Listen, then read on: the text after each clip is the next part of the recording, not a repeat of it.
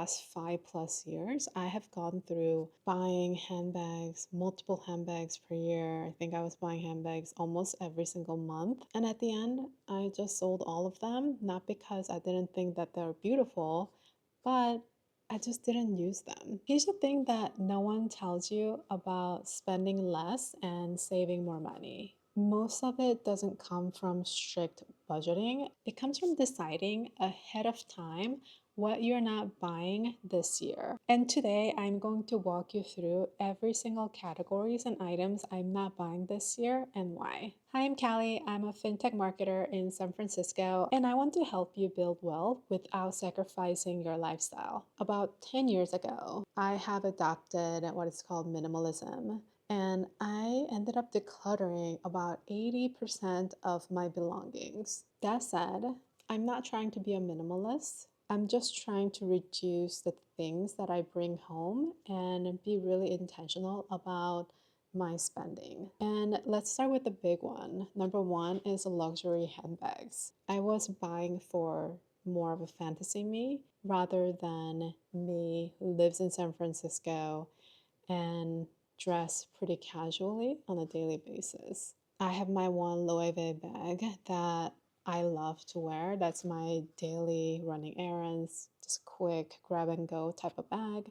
I have one nice bag. I don't plan to bring in any more bags this year. I don't plan to shop any more bags. I'm removing the temptation by not even browsing online or watching YouTube videos. I've spent countless hours of watching YouTube videos, trying to figure out what my next big buy is. And a couple months later, I ended up selling that exact bag. Number two, trendy jewelry or cheap jewelry. I love jewelry, and that's one area I love to like splurge my money on. I plan for it, but I'm not going to spend my hard-earned dollars on gold-plated pieces that's going to tarnish after a month of wear. Yes, it will cost more money initially to buy fine jewelry, but it will last years if you take care of it, and you can pass down to your children or your family member later on. I don't invest in any trendy jewelry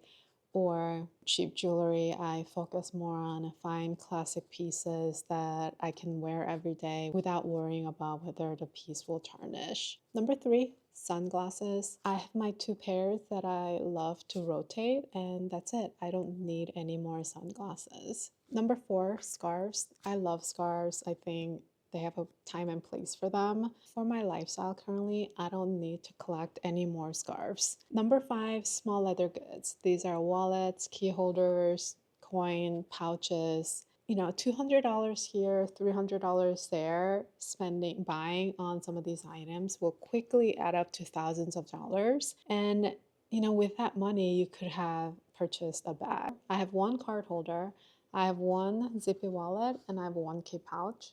That's it. I use them regularly. I love them, and I don't need to buy anymore. Number six, blazers. I went through a phase of buying blazers because it makes you look so sharp and chic, but it just didn't fit my lifestyle. I don't go into the office, I work from home, and I dress pretty casually in San Francisco. I don't need any more blazers in my wardrobe or trying to live in this fantasy life that is not real me. Number seven, special occasion shoes. You know the ones, they're gorgeous, mildly painful, almost always just sit untouched in your closet. I don't need to fill up my closet with multiple pairs of the shoes that I may or may not ever wear. Number eight, workout clothes. I have a ton of workout clothes that will last me for years. I don't need to have 10 different sports bras or 10, 15 pairs of leggings. Watch for spending that feels like self-improvement, because these are sneaky areas where you tell yourself, oh, I'm going to work out more if I have this thing. And that is usually not the case. Number nine, coats. I have two that I love. I have one more casual, I have one dressy. That's all I need.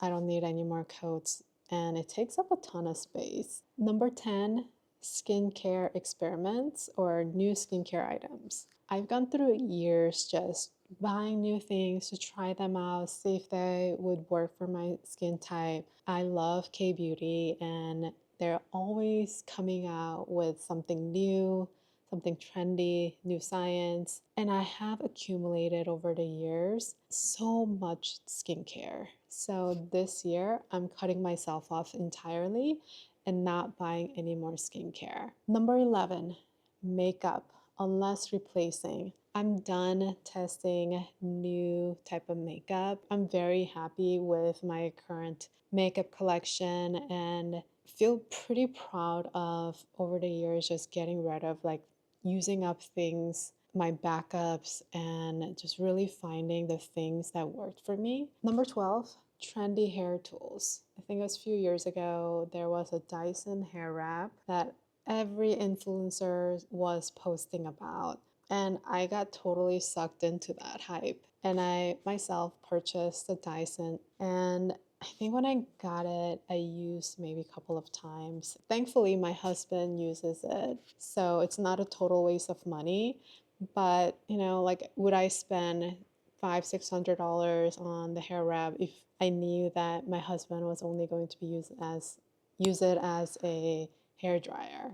Probably not. I learned my lesson. I'm just not going to be buying any more trendy hair tools unless I know I'll be using the tool weekly, if not daily. What I'm learning with home goods is that they're just so easy to acquire and bring into your home, but they're hard to get rid of them. So we need to be better about what we actually bring home. Number 13, candles. They're super cozy. They feel so warm, and it just smells just like, light you up. But do I need to have 10 different scents just sitting in my closet?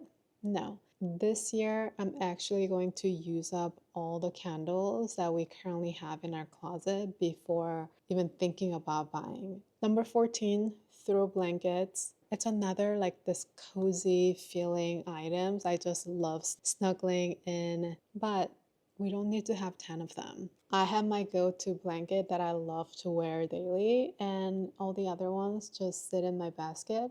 So this year, I'm not going to buy any more throw blankets. Knick-knacks. Whenever we travel, we used to buy these, little magnets or shot glasses. I think they're so easy to buy and they just pile up. It's hard to get rid of them because they have some sentimental attachments. I want my home to feel calm and cozy.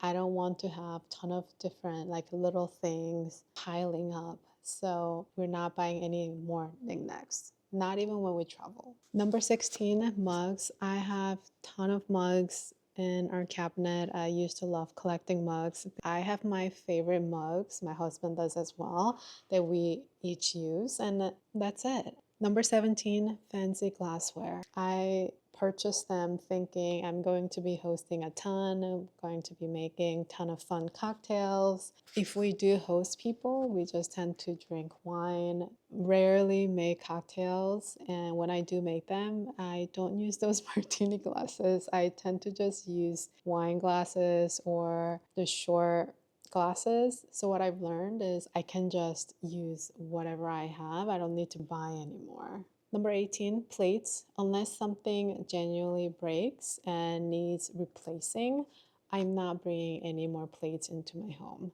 Number 19, water bottles. They're useful, absolutely. I have a bottle sitting right here. This is my favorite bottle. We don't need to have multiple different backups and we don't need to buy anymore. Number 20, pretty straightforward, new tech.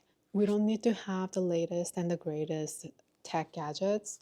Upgrade if something is truly broken and needs replacing. Otherwise, I'm just going to be using what I have. The last thing on the list is notebooks and journals. My husband and I both love to open up a new notebook. It's just starting like a fresh chapter almost. We're going to be using what we already own, and that's it. So what did you guys think about my list? If you liked the video, please hit the like button, subscribe. I post every single week.